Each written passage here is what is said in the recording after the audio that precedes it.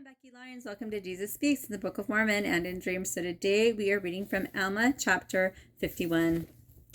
The kingmen seek to change the law and set up a king. Pahoran and the freemen are supported by the voice of the people. Moroni compels the kingmen to defend their liberty or to be put to death. Amalickiah and the Lamanites capture many fortified cities. Teancum repels the Lamanites, invades and slays Amalickiah in his tent. Hallelujah! Teancum kills Amalickiah. Good, about time. He finally gets to taste his own medicine after he killed killed the king and killed so many other people.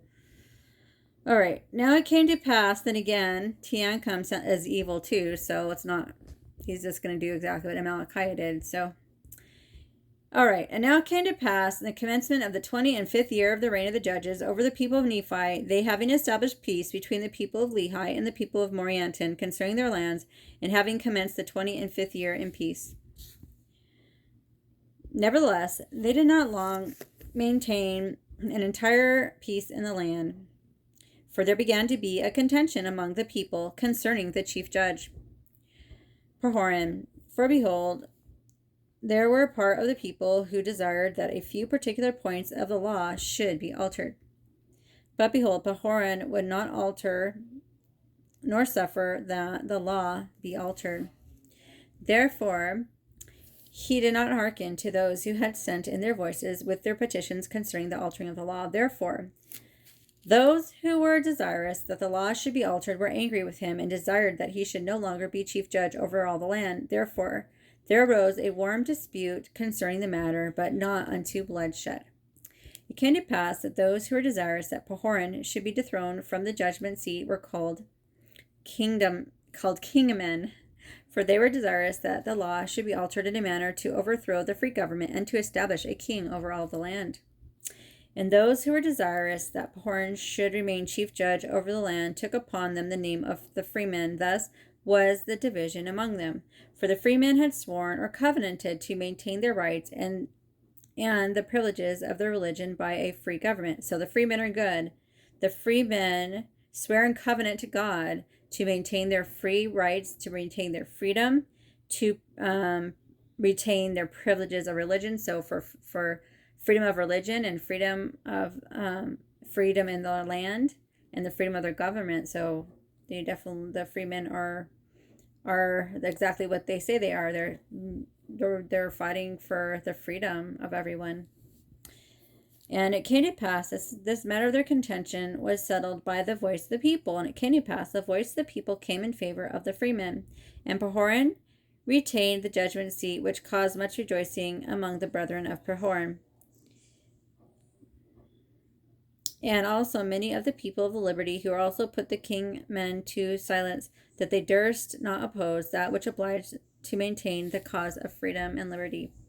Now those who were in favor of the kings were those of the high birth, and they sought to be the king, and they were supported by those who sought power and authority over the people, just like good Amalickiah did. But behold, there was a critical time for such contentions to be among the people of Nephi. For behold, Amalickiah had again stirred up their hearts to the people of the Lamanites again against the people of the Nephites. To me, Amalickiah is just like incarnate Satan. He's exactly like Satan. He's like given to us in the scriptures, I feel like, just to be a blueprint for Satan and how Satan works in our lives. And that's how I see Amalickiah. He's just like, everything he does is exactly what Satan would do if he was alive on the earth. So the guy was completely guided by Satan until the second he died. And then after he died too. So Amalickiah had again stirred up the hearts of the people of the Lamanites against the people of the Nephites. And he was gathering together soldiers from all the parts of the land, and arming with them, preparing for war with all diligence, that he had sworn to drink the blood of Moroni. But behold, we shall see that Amalickiah's promise, which he had made, was rash. Nevertheless, he did prepare himself and his armies to come to battle against the Nephites. He never did drink the blood of Moroni because he was killed. Thank goodness. Now his armies were not so great as they had hitherto been, because of the many thousands who had been slain by the hand of the Nephites. But notwithstanding their great loss, Amalickiah had gathered together a wonderfully great army, insomuch that he feared not to come down to the land of Zarahemla. Yea, even Amalickiah himself came down at the head of the Lamanites, and it was in the 25th year of the reign of the judges, and it was at that same time that they had begun to settle the affairs of their contentions concerning the chief judge Pahoran. It came to pass, when these men were called the kingmen, they had heard that the Lamanites were coming down to battle against them. They were glad in their hearts, and they refused to take up arms, and they were so wroth and angry that the chief judge, and also the people of liberty, that they would not take up their arms to defend their country. It came to pass, when Moroni had seen this, and also saw that the Lamanites were coming into the borders of the land, he was exceedingly wroth and angry because of the stubbornness of those people, whom he had labored with so much diligence to preserve them. Yea, he was exceedingly wroth and angry, and his soul was filled with anger against them. It came to pass that he sent a petition with the voice of the people, desiring unto the governor of the land, desiring that he should read it, and give him, Moroni, power to compel those dissenters to defend their country or to be put to death. For it was his first care to put to end such contentions and dissensions among the people. For behold, this had hitherto been a cause for all of their destructions, and it came to pass that it was granted according to the voice of the people. It came to pass that Moroni commanded that his army should go against the kingmen, to pull down their pride and their nobility, and level them with the earth, or they should take up arms and support the cause of liberty. It came to pass that the armies did march forth against them, and did pull down their pride and their nobility, insomuch that as they did lift their weapons of war to fight against the men of Moroni, they were hewn down and leveled to the earth. So we're going to stop there on verse 18. That's exactly half.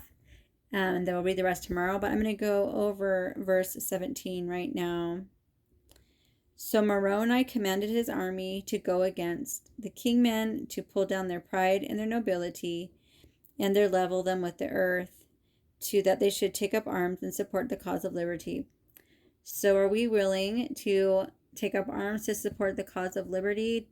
Are we willing to give everything we have, including our lives, to fight for our liberty and for our freedom and for our religious freedom, and to fight for our families and for our religion, and to further the cause of Christ in our lives? Ponder that and think about that today, and love to hear your responses in the comment section. And I will see you tomorrow, and we'll finish the last half tomorrow.